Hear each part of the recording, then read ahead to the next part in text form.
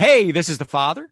And I'm the son from Father and Son Watch Horror Movies, and you're listening to the Podcast, one of my favorite podcasts. I can't wait for you to hear this episode. Let's get into it.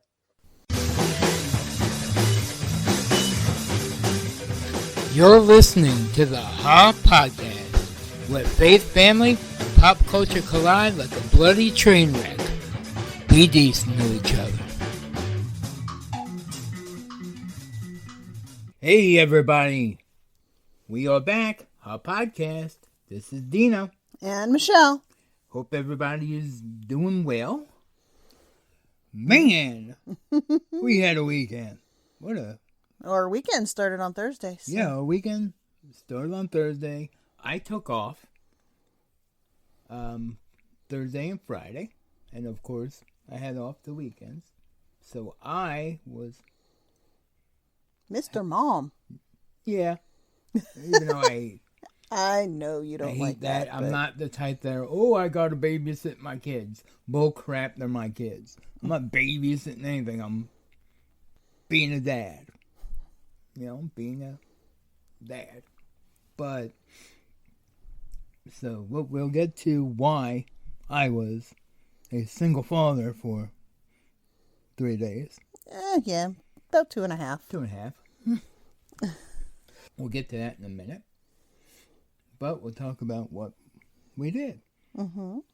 Thursday night was pretty simple. I woke up at like 5 in the morning. Yeah. I was off of work. Woke up at 5 in the morning because on HBO Max, the Snyder Cut came on. So I'm like I promised, I made a pot of coffee. I had this big old 32-ounce coffee cup. Gave me the whole queen bed to myself. And I sat there for 4 hours and watched this movie. And I loved it. I loved it. I think, I'm a DC fan. I mean, I love Marvel too. I'm not like a, fanboy. I hate Marvel. No, I like what I like. Mm-hmm. I got through watching WandaVision. Love that. Watched Falcon and Winter Soldier. The first episode. Love that. But Justice League, let's face it, not a great movie. And if you've seen my YouTube video, I do love Ben Affleck as Batman and Bruce Wayne, though the movies aren't great. This movie I loved. I thought it was great. The 4 hours, it filled in a lot. Was it a little overlong? Did it kind of do the Return of the King ending thing? Like 9 different endings? Perhaps. But I dug it. So anyhow, did that. By that time, you had woken up. Yep. And you got ready. And dropped you off. Well, we took a trip to Walmart first. Oh, we did. I'm sorry. We did what? That's a blur now after a 4 hour mind melt. Well, no, that was last night? No, the 4 hour mind meld of Justice League. Oh, but you did that before we went to Walmart. Yeah, I know. Oh, okay. I got confused. I was up at 5, and first thing I did was inject 4 hours of Snyder Cut in my brain. Okay. Well, I was confused because you said after, so I wasn't sure what the after meant. I'm sorry, I meant after Justice League. Right, because okay. Still a little bit confused, but we'll move on. What? No, go ahead. Okay. Yeah, we went to Walmart. I needed to get some supplies because you were going to be dropping me off at a rest stop and somebody was going to be picking me up there. Mm-hmm. And it was some homeschooling moms from our co-op. And... Yeah, nothing CD's going on. I'm dropping her off at truck stop. Well, we told everybody I got a new job, right? Yeah. Which I did get a new job, but it's a legit job. Yeah. I actually worked 2 days last week. I started my job and then I had 2 days. I worked 2 days and had 2 days off. Woohoo! Yep. But no, it's going to be a fun job working for a full brand marketing company. And I'm actually going to be helping out some podcasters with their marketing needs and stuff like that. So it's kind of cool. And hopefully we can be helping ourselves as well. But anyway, I was picked up by some homeschooling moms in the co-op that we go to, and we took a 3-day trip up to Greenville to go to a homeschool convention. Right. Those are always fun. Mm-hmm. It's 3 days of just like talk after talk after talk. I think they had like 200 different sessions that you could sit in. Well, I mean, you couldn't physically sit in all 200 sessions. Right. You had potential. You had, they gave you like, from 4 to 5, and you had to pick which one you wanted to go to at that point. Yeah, in time blocks, and they had so many during each time block, and you had to pick the one that you wanted to go to. And a sea of hair buns and denim jumpers everywhere. I will have to say, the denim jumpers did not show up until Friday. Oh. We got there on Thursday. Mm-hmm. The denim jumpers did not show up until Friday. But even with that, even the denim jumpers have turned into long denim dresses with colorful tops. Oh, okay. So they're progressing. Okay. And many of them didn't have buns. So the Mennonites are picking up their style game.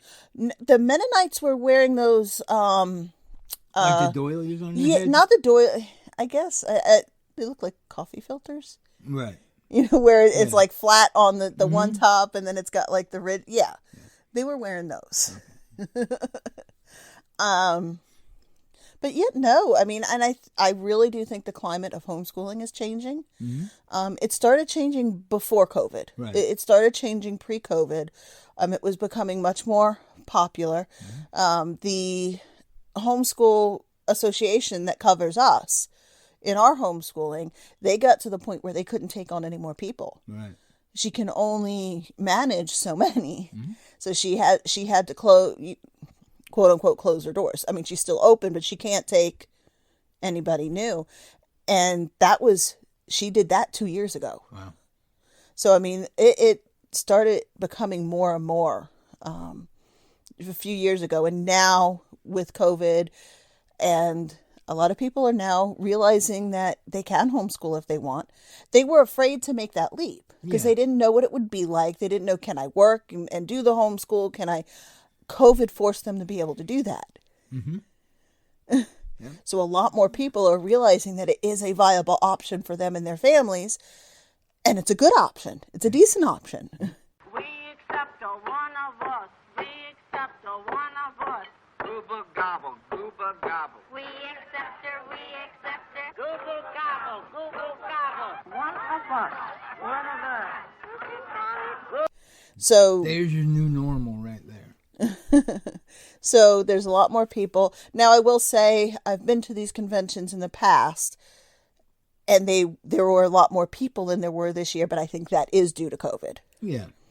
I mean, there were still a lot of people there. I mean, all the sessions, by the time because people were trying to physically distance. Of course, they still call it social distancing. We like physical distancing. Right. You're still being social. You're not. Right. Yeah. Right. So, but by the time, since people were trying to give other people space, if you got to the session, even within 10 minutes of it starting, you found somewhere along the wall and sat down. Oh, okay. Now, I will admit, because of the way that I like to write everything out and I like to have my space, even if I got there early, I sat along the wall. Mm-hmm. It just was more comfortable for me. Right. But, so I attended whatever sessions I could, and there was a lot of them. And to be honest, and one of the other moms had mentioned it, is you don't need to be a homeschooling mom to want to go to that convention. Right. Because a lot of the sessions, there were sessions about parenting. There were sessions about politics and religion and how the two mix. And, there were a lot of sessions that just your everyday non-homeschooling people would like to have seen and So attended. if you care about teaching your kids anything, Right. if you care about imparting knowledge Right. or wisdom onto your kids in any form, Right. this is a good place for you to go and get resources. Absolutely. Okay. Yeah, I mean, there you've got inside the vending hall or the exhibition hall, they've got a lot of different vendors there, which are selling homeschool materials. But you do have anybody who's been around kids any length of time have probably heard of Usborne or Usborne. I've heard it pronounced many different ways, but they're a book company and they were there. So you could go and, because a lot of times with those, you don't get to look at the books. You kind of order them online. Right. There you can actually go and look at the books. But there were like so many different like camps, like summer camps there. So you can find out about summer camps. There was a woman who does driving education. Okay. So she was there, and I thought it was pretty cool. I don't know how they did it, but she got a car in there. She got a car in the exhibition hall. And I even know a few years ago when we went, there were people that sold like family-oriented board games or, stuff like that, or They were there. That's where I got the Pass the Pigs game. okay. So they were there. They were there again. And they even like developed their own card games, deck building. Yep. Yeah. So, I mean, there is a lot there for anybody who wants to engage their child in any way. So you don't need to be a homeschooler. The name of the convention is called the Great Homeschool Convention, and they do travel across the country. So if anybody listens to this and is interested, I highly recommend it. Go on their site, look at where the nearest one is to you. And it's not expensive for the... for the 3 days that I was there, I paid $45 to get in all 3 days. I could attend any session I wanted. I could, shop when I wanted. They did on Friday night. They had a comedian come in to go to his. The ticket was $3. If you buy it in advance, it was $3. If you buy it there, it was $5. So I mean, $5 to go and watch a stand-up comedian. I mean, that's not bad. Right. So they're very reasonable. I did also learn, if anybody's listening is in the military, military are 50% off. Really? Yes. Cool. So I mean, it's and people bring their kids, or parents sometimes just go by themselves. But no, I do highly recommend it. I went to one in particular, which at this point has already changed our lives. Yeah. Within 20 minutes. Right, 20 minutes ago, it yeah. Yeah, teaching self-government as a parenting technique. So we're like our own militia now. Yes. Where, we got Don't Tread on Me. We are self-governing. Screw you, Biden. Is that? No. Oh, I wasn't there. What is self-governing? I actually was talking with Nico and Titi about this after I went and picked them up from my mom's today. As I was driving it, I had them define government. What is government? And I said there's different forms. You've got federal government, state government, but what is government? And they said basically it's the entity that makes the laws, protects people, right, and whatnot. I said, so what do you think self-government is? And I think Titi, I forget what she said, but it was a little bit different. I'm like, no. I said, listen to what I'm saying. What is self-government? I said, who governs you under self-government? She goes, oh, I do.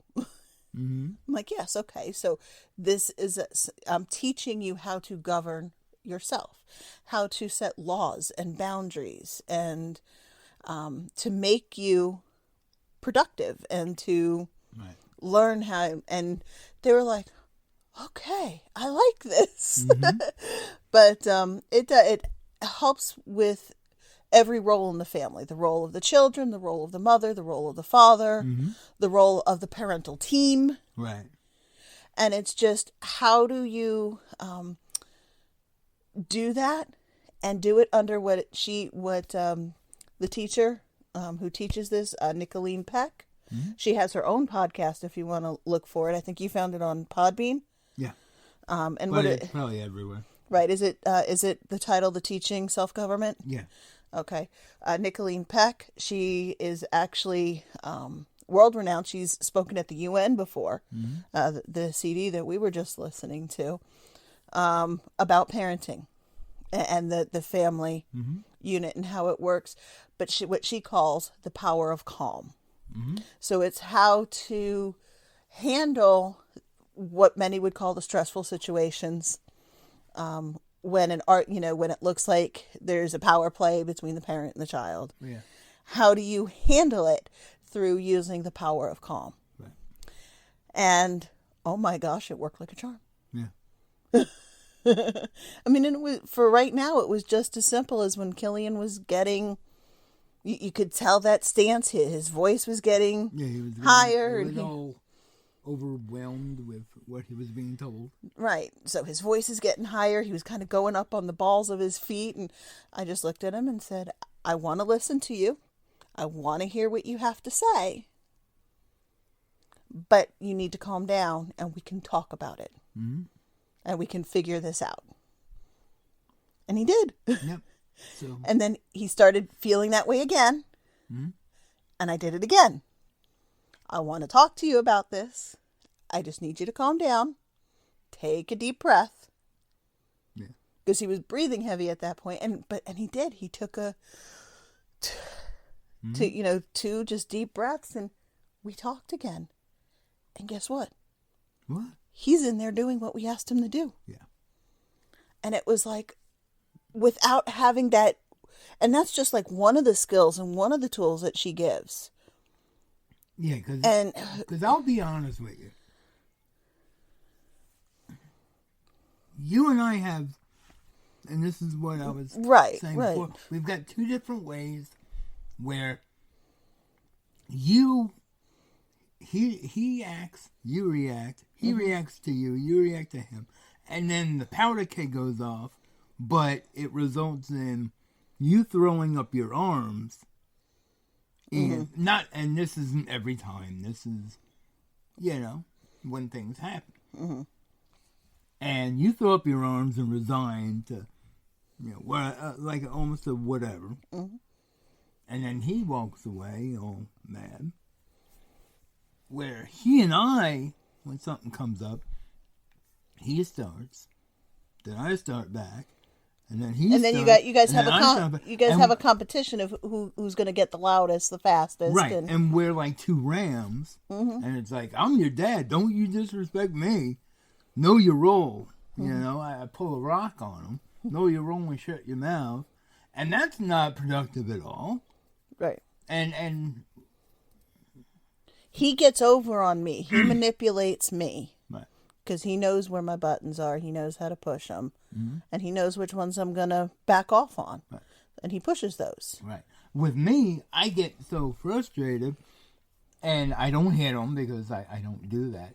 But I learn where his currency is, but then I overdo it. Like, okay, fine. You're not playing Xbox for a week and a half.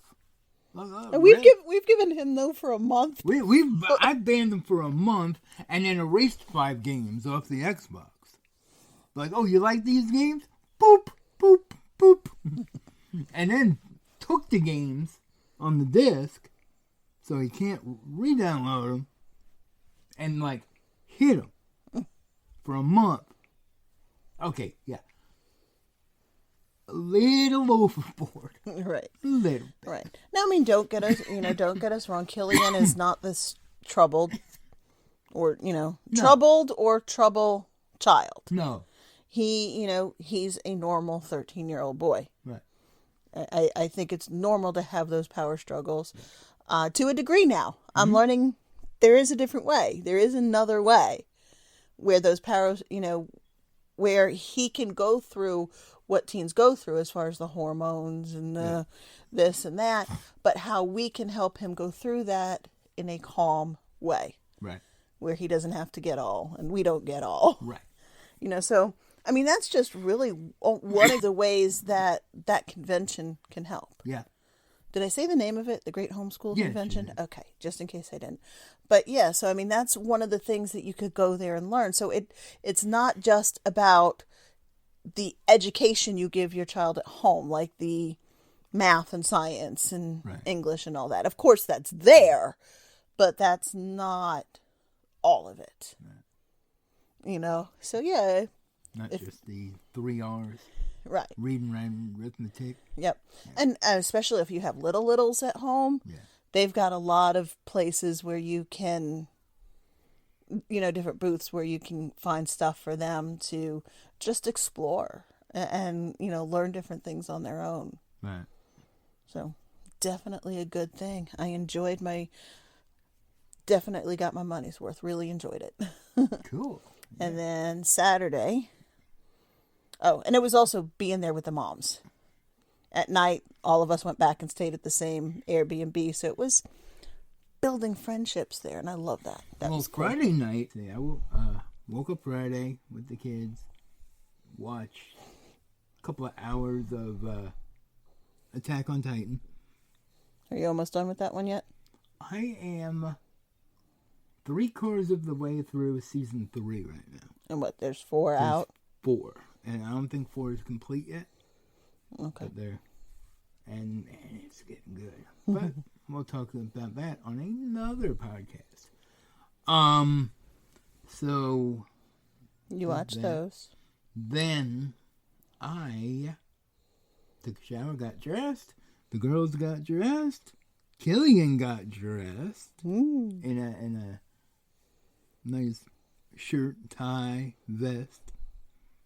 And we went out to dinner to a Japanese steakhouse. That they've never done that before. I have. And we went and they had a blast.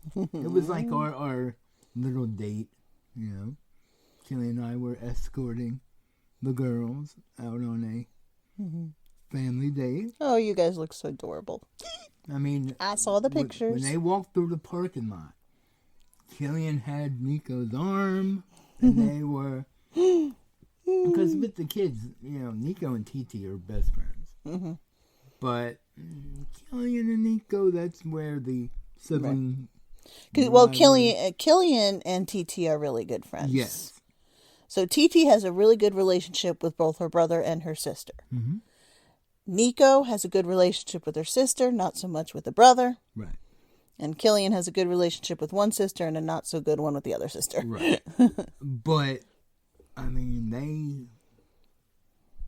it was nice. It was respectful.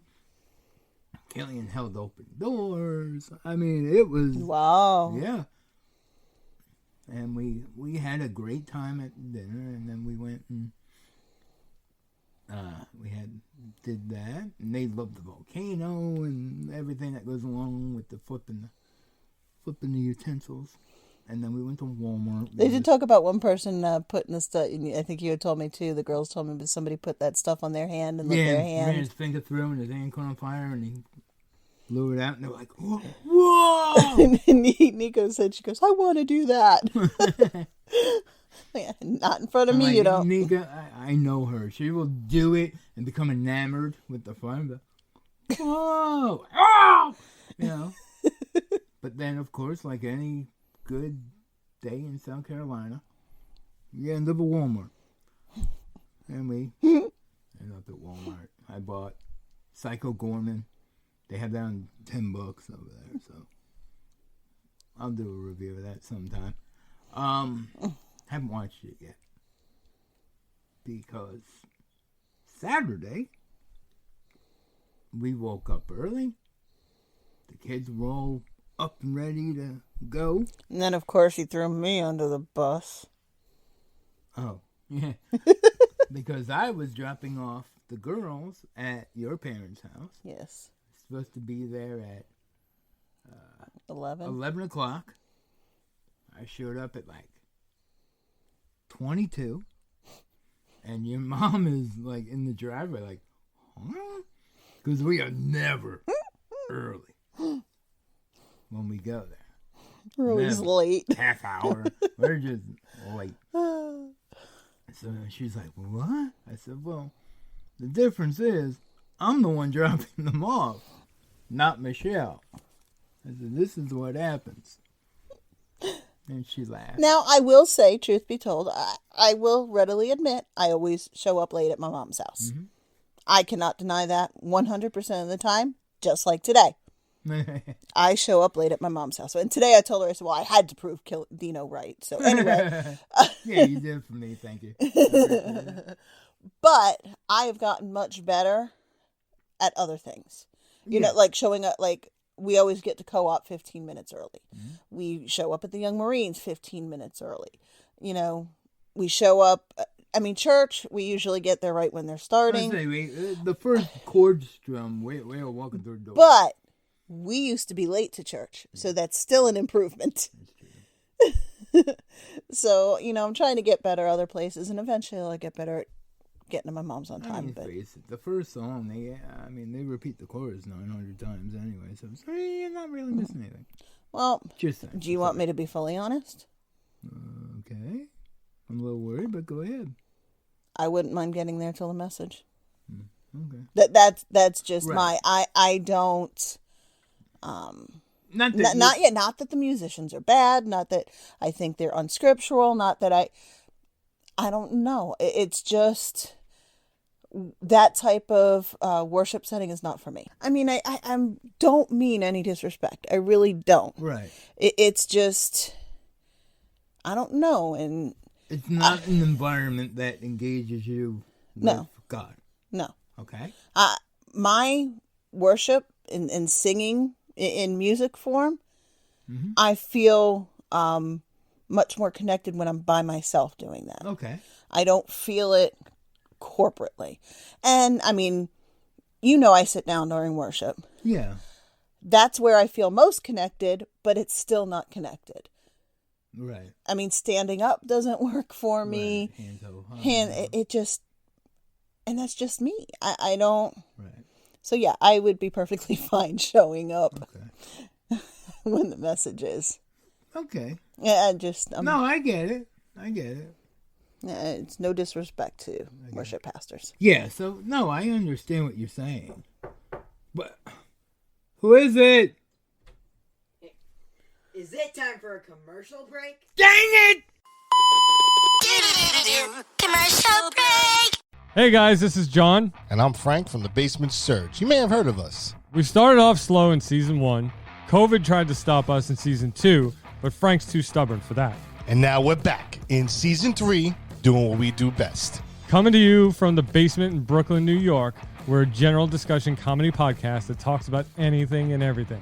Video games, movies, growing up in New York City, and being a dad, to name a few. We also do a live show every Wednesday night at 9 p.m. Eastern, all over social media, and run a YouTube channel, so don't forget to hit that subscribe button. And ring that bell. We put out some great content on YouTube, like our Let's Play series, where we play a specific game every week. The podcast is available on all podcasting platforms. You can reach all of our links at streamerlinks.com/basement surge. Come listen to us and feel the surge. Let's go. Turn up the volume. And now, from Brooklyn, New York, this is the Basement Surge with John and Frank. 3, 2,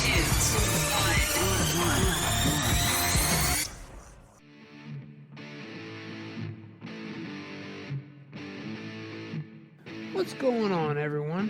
My name is Josh G., host of the Your Next Favorite Movie podcast. Each week, I will bring on a guest to discuss their favorite movie. We'll talk about why it's a great movie. We'll talk about sequels if it had any, sequels they may want to see, and we'll even cover the dreaded remake. But be sure to subscribe to us anywhere you get your podcasts, and follow us on social media at YNF Movie Pod. And remember, check back every week, because you never know when you may come across your next favorite movie.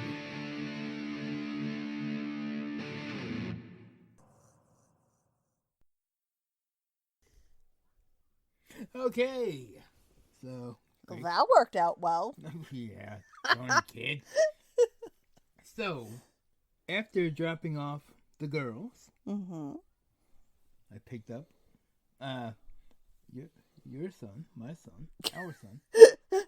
We drove to Greenville, picked you up. Yes.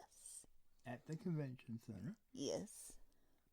Then drove to Landrum, South Carolina. Well, actually, no. We went to Spartanburg first. I'm sorry. Yes, we went to Spartanburg first. Yep.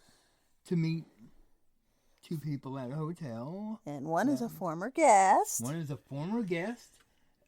If you've listened to I forgot what episode it was. Might have been 20. It was pretty early on. Yeah. It was the dinosaurs and the Bible. Yes. It was Chris Date. Adjunct professor now. Yes. Chris Date. And Rethinking Hell contributor and pastor Mark Corbett. Yes. And we met them and hung out and had lunch. And Mark's wife, Hope. And very, very nice people. Yes. Very nice people. We hung out because they were debating the biblical portrayal, description. Basically, what does the Bible say hell is? Depiction of hell. Right. Not going on tradition. Or emotion. Or even philosophy. Right. But what does the Bible say? What does the Bible say? And they hold to a position called conditional immortality. I hold to conditional immortality. I hold to conditional immortality. Killian holds to conditional immortality. Basically, what conditional immortality is the belief that we were not born with an immortal soul, that according to Scripture, places like John 3:16, Romans 6:23, Matthew 10:28, Daniel 12:2, Ezekiel 18, 1 Corinthians 1:18, that 1:15, 1:15, 1:15. Matthew 13:42, I think it is. There are total. We have a friend, very good friend, again Facebook. Love to meet him someday. Who has listed specifically 117 verses that teach conditional immortality. Okay. But once again, what is it? It is the belief that immortality is not a default to everyone. Right. That those who were redeemed, saved, right, counted as righteous, however you want to put it, that is a gift from God. Mm-hmm. That at the end days, after judgment, everyone is raised. Okay. Yep. Sorry, I went too fast. Everyone is raised. They will be separated into the righteous and the unrighteous. The righteous will be given immortality, life everlasting, and the wicked will be thrown into hell forever and tortured. Wait, no, I'm sorry. That is not what it says. It says they will be destroyed. Or dead. Or perished. Or burnt up like weeds and chaff. Right. Separated, wheat from chaff, and burnt up like chaff, will be made ashes. Whatever. Right. Now, their opponents in the debate believe that no, the righteous will go to heaven, and there will be eternal torment and torture and punishing and weeping and gnashing of teeth forever and ever and ever and ever in hell. Well, that's because they start with the premise where you had said, CI, or conditional immortality, does not believe that we are inherently immortal. Right. Those who hold to ECT do believe that all man is inherently immortal. Mm-hmm. So that's where they have to have something happening to them. Right. Because in their view, they are alive. Right. Now, this is not a heretical issue on either side. You're not a heretic for believing one side or the other. And this is nothing that should separate Christians who believe either side from being friends and working ministry together, loving each other, and doing all that. We have the church we go to. Most of I would venture to say all of the pastors, but who knows? Because it's really not a topic that gets brought up. Mm-hmm. I know there are some congregants that hold to CI as we do, a couple. A vast majority probably just believe the traditional view as they've been told in churches their whole life. And most likely because they've never been presented with CI. And we've got friends of ours, like I said, our pastors more than likely hold to this. I've talked to a few of them, and they believe in the traditional view, but don't think of me as any less Christian because I hold to conditional immortality. We've got friends of ours who are podcasters, who are pastors, who don't hold us any differently because of our view, nor us them. Right. A few of them. So, this isn't... But it's an important enough issue to talk about in our eyes. Mm-hmm. And this is... You know us. We don't get deeply theological in our podcast normally. Mm-hmm.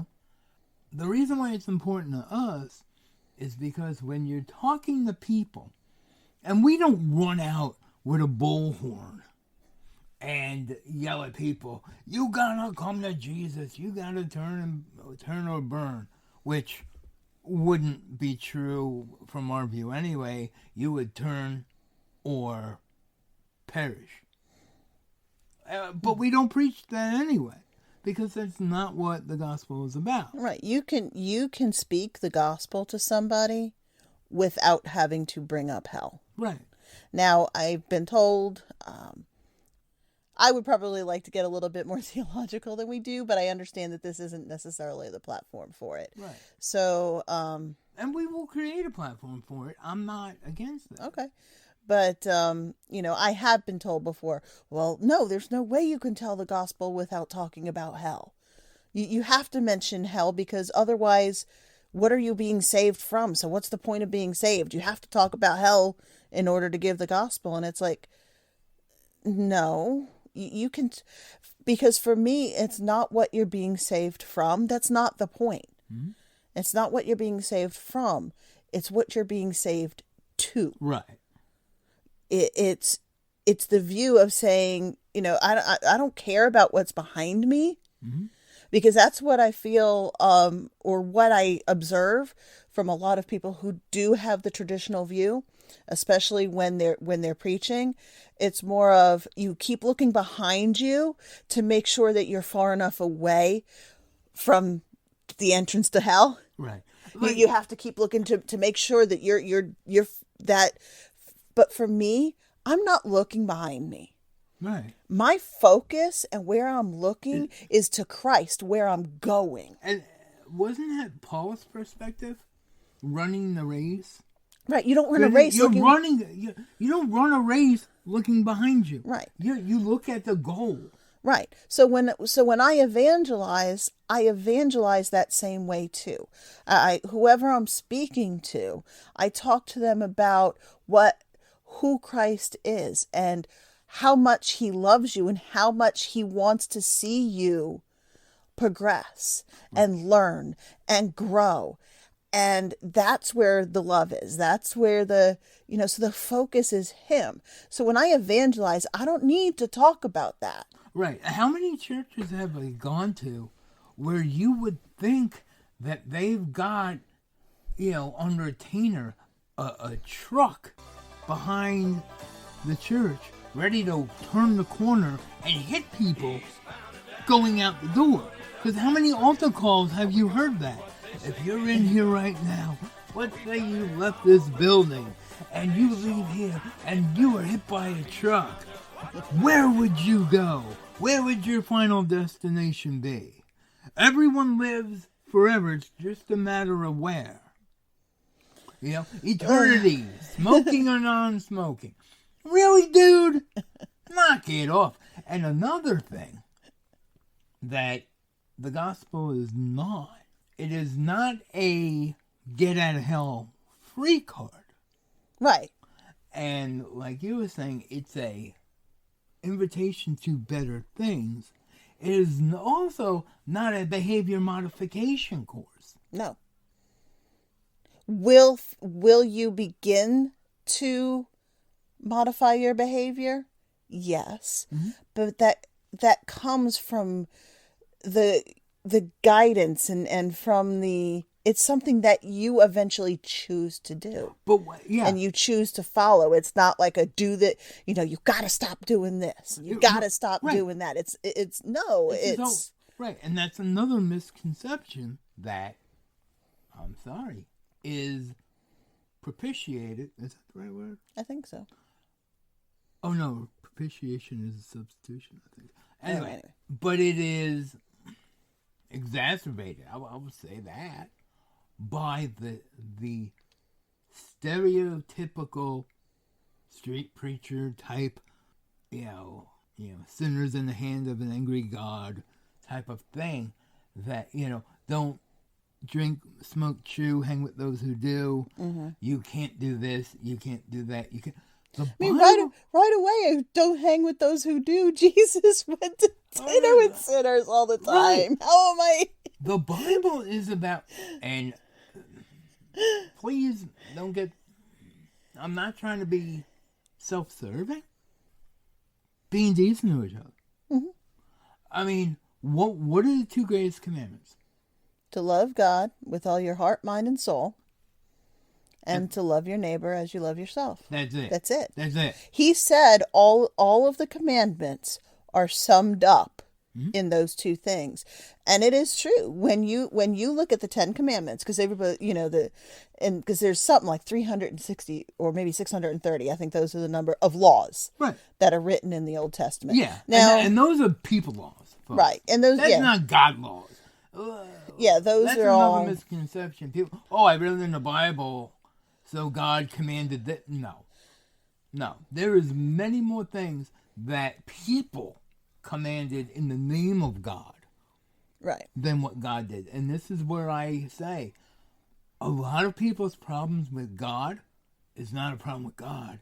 It's with how God was represented by people to other people. Right. Well, because they forget that the Old Testament is not prescriptive, but descriptive. It's something like 90% of the Bible is descriptive and not prescriptive. People were so afraid of screwing up. Yeah, that they made a law about the law, about the law, about the law. Right. Where, for example, all right, don't go in the water. So now it's, if you have a house 3 miles from the water, you can't leave your front door because somehow you'll end up 3 miles down the road in the water. I mean, that's not a thing, but. Right. I give an example. Right. Well, yeah. So back to it, the 10 Commandments is what Christians can agree were moral laws given by God. Right. When you take, I think it's laws 1 through 4, if you take those and bring them to their base, they are about loving God with all your heart, mind, and soul. Right. Okay, 1 through 4. Then if you take 5 through 10, those are about how you love your neighbor. So when it was said that when Jesus said all the laws can be summed up in these two, that's specifically what he was talking about. If you can love God with all your heart, mind, and soul, and if you can love your neighbor as you love yourself, you are going to fulfill all 10 of the commandments. Right. And you're going to be able to keep them. And it's not as hard as what people make it out to be. Right. And now generations and generations and generations later, it becomes you're not allowed to buy beer on a Sunday before noon. What the hell is that? Really? Well, that would be the writing a law upon a law upon a law. That we end up with Sunday blue laws. Or... Because God does not want me to buy a T-shirt at 11 o'clock on Sunday morning. Right. Well, I'm sorry. I spilled coffee on my shirt on the way to church. I want a T-shirt. Well, you're suffering for the Lord now. That is your right and reasonable service, I guess. Or you can't hang out with these people because they're not, quote unquote friends of God. No, that's ridiculous. Right. Anyhow. Yeah, wow, we went off on a tangent there. That was good. Yeah. Guys, there you go. Where did we start from now? I don't even remember. Hell. Oh yeah, okay. But so that's but that's what the debate was about. What is hell? And we were talking about why we felt it was important. Yeah, that's what. Okay. Why it was important to talk about it. And you can see that we are very passionate about why we need to talk about it. But anyway, that's what the debate was. Chris, our friends Chris and Mark, are on the side of conditional immortality, and they were meeting up with Keith and Brannon. Was that their names? Who were affirming or positive for ECT or eternal conscious torment. Right. We had not had the opportunity to really meet Keith or Brennan beforehand. We just kind of saw them in passing when we got to the church to pray. They came by later and shook hands and thanked us. And Killian asked a question because they had a question and answer round at the very end. It was a 4-hour debate. Right. Yeah, it was supposed to be a 2-hour, I think. Yeah, it wound up being 4 hours. I mean, I thoroughly enjoyed it. And like you said, Killian got up to ask a question. I was so proud of him. Yeah. Oh, my gosh. Like, he got up there and I was telling my mom, I said, when he was standing there, he didn't slouch. He stood up straight with his back, I said he talked into the microphone. He wasn't afraid. He was very articulate with his question. He knew what he wanted to ask. I think podcasting and gaming probably helped him not be afraid of that microphone. I can see that. Yeah. I can see that. Mm-hmm. But yeah, no, I was very proud of him, and I'm sorry I interrupted you. No, that was my little drop. Oh, okay. But no, it was a really good debate, to a degree, I think. And I know this is going to sound, people are some people could probably be, well, of course so. Yeah.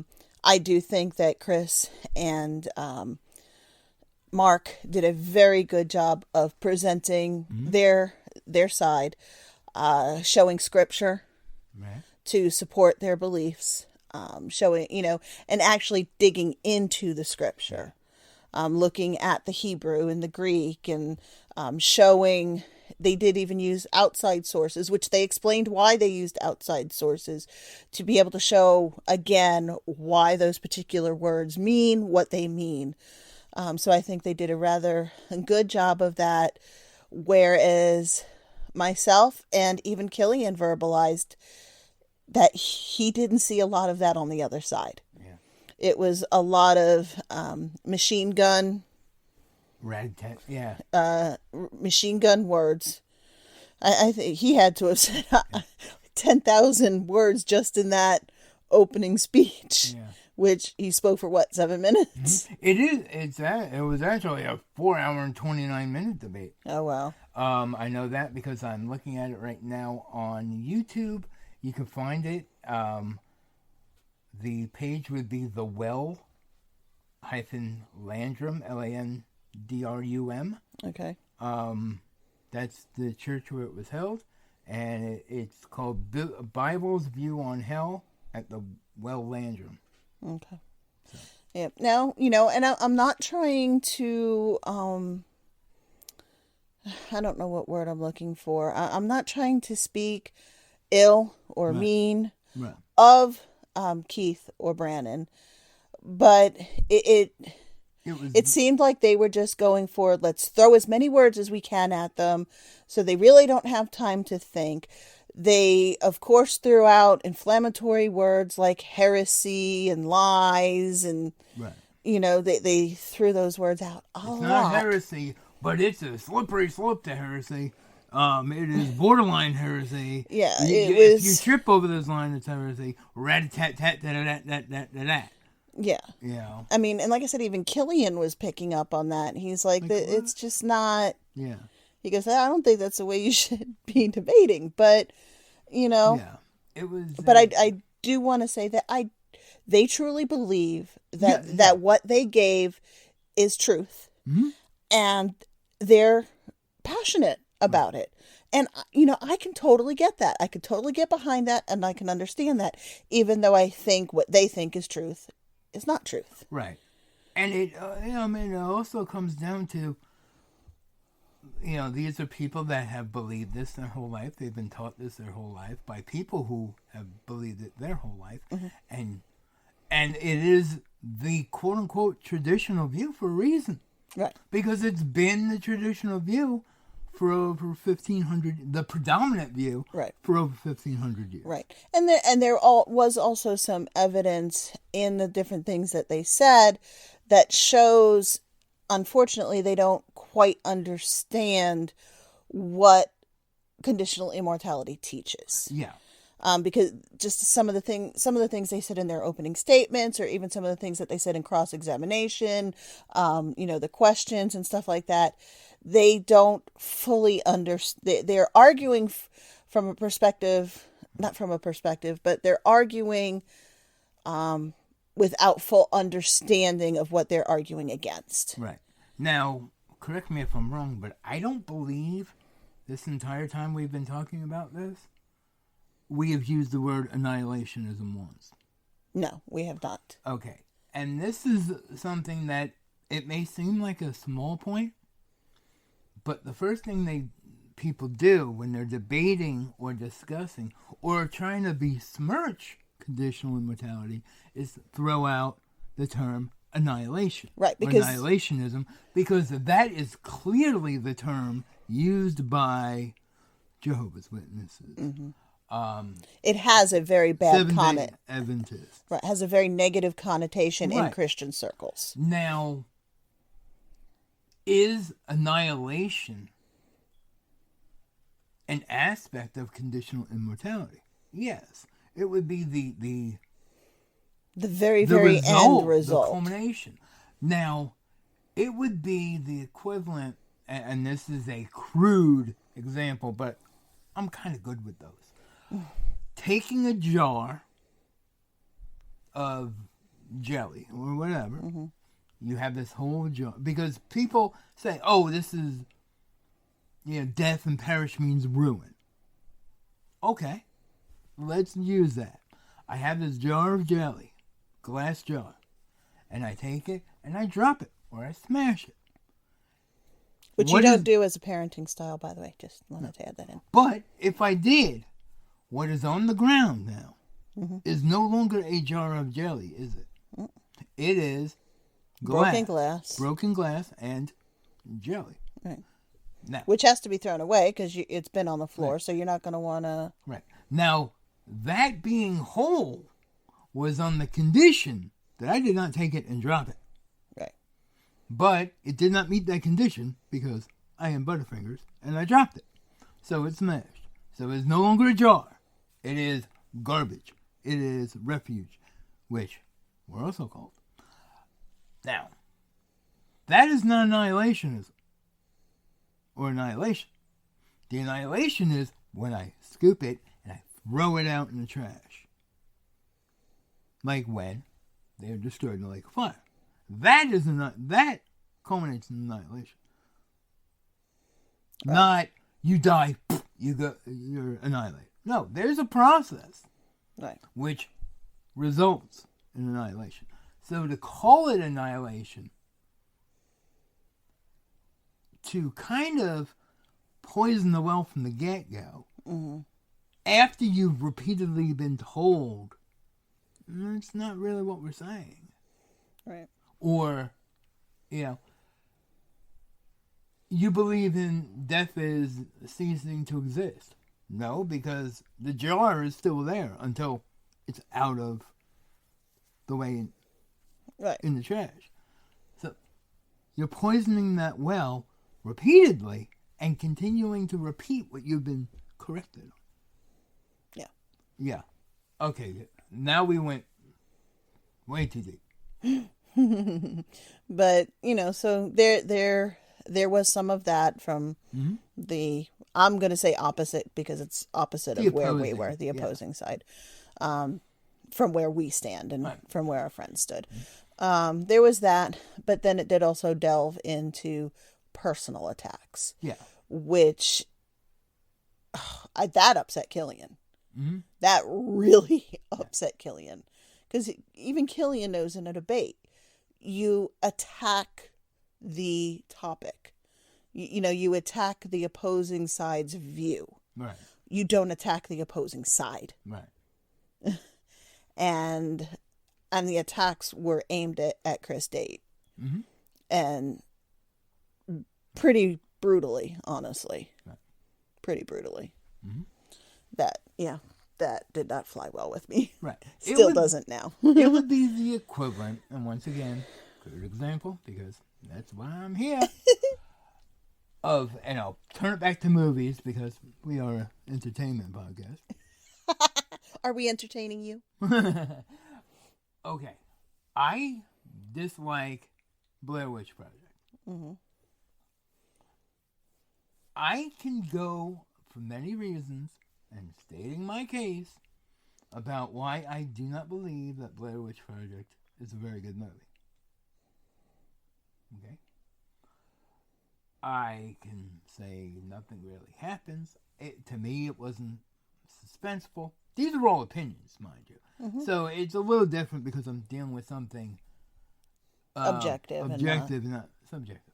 But for me to go, those who support Blair Witch are a bunch of a-holes and don't know art, and the filmmakers were lazy, and blah, blah, blah, blah, blah. All things I don't agree with. But if I was to take it there, the film's shit. Well, that's a very thought-out argument. What? That is not how you debate. We're not discussing this on Facebook, which I will back it does happen. If you don't mind, I will say you can say a film is shit.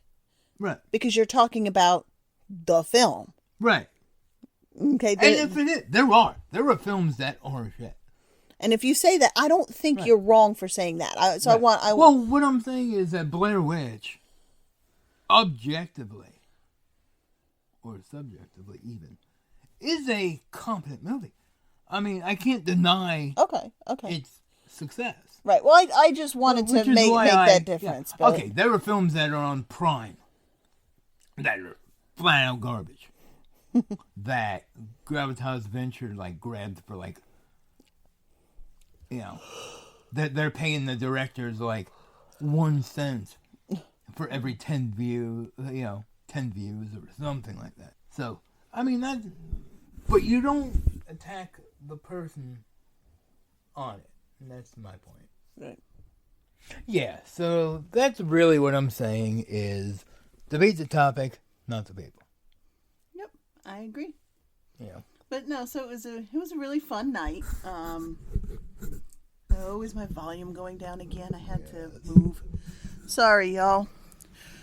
But no, it was a fun night, even with it going much longer than we thought it was. And I was very proud of Killian. As I said, he had gotten up and asked a question, but even during the debate, he stayed engaged the entire time. And I was one proud mama. And then we had to drive all the way back home. Ironically, didn't go to church. But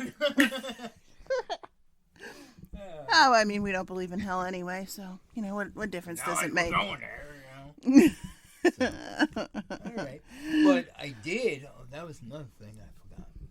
Friday night, I recorded with Andrew. Oh, yeah, you told me that.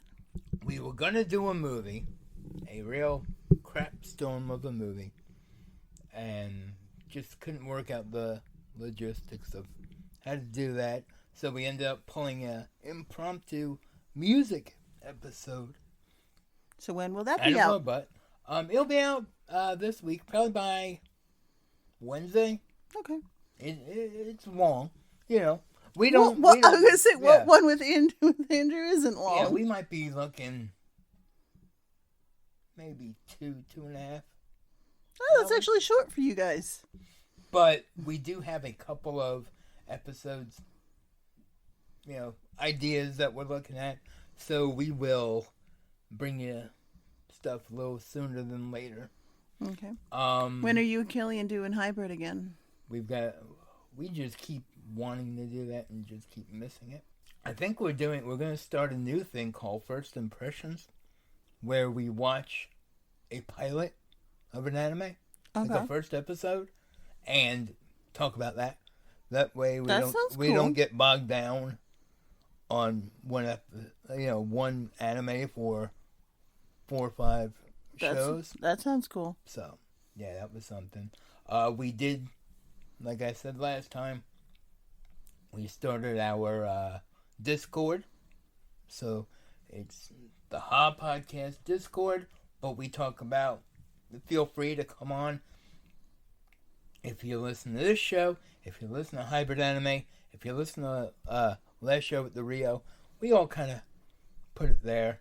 And I am seriously toying with getting the Patreon up. So I just gotta see. Honestly, I want to see how that's gonna benefit you guys. Mm-hmm. What you're saying? What we could use that for? No. I'm saying, what benefit do they have? Do they have fine listeners have for helping us out? Oh, okay. I see what you're what's saying. in it for them? Okay. You know, I mean, naturally, it would be a better, technical things and stuff like that. But no, what rewards directly do they get? Okay. Because I'm not into the whole pay for play thing. I mean, why don't we ask them? We'll say, what do you want to see? What are reasonable rewards for becoming a Patreon? I know quite a few podcasts that are friends of ours that have them. So yeah, hit me up. You can even hit me up privately.